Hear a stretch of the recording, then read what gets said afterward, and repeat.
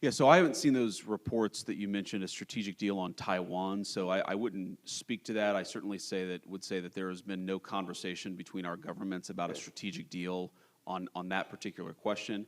What we have talked about, of course, is that we cannot absorb the producer surplus of the entire world.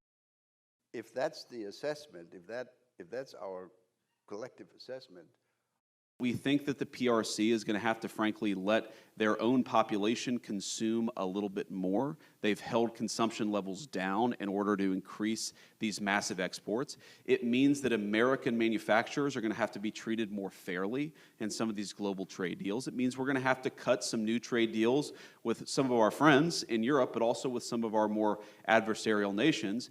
But that also, we have to be careful here, because while we want to rebalance global trade, and that has certainly been the explicit goal of our policy, we also want to make sure that we do this in the right way. And yes, you've seen media reports that the Chinese reached out to the United States. Of course, we're going to sit down and talk to them. I'm not going to divulge too many details or prejudge the negotiations, but we want to rebalance trade in the interests of American workers, in the interests of American manufacturers. That is our policy. We think that we can do that while preserving at least an open dialogue with the PRC and with a lot of other nations all over the world. But that doesn't mean the old way of doing business is going to be stable or that it's going to persist. It simply cannot.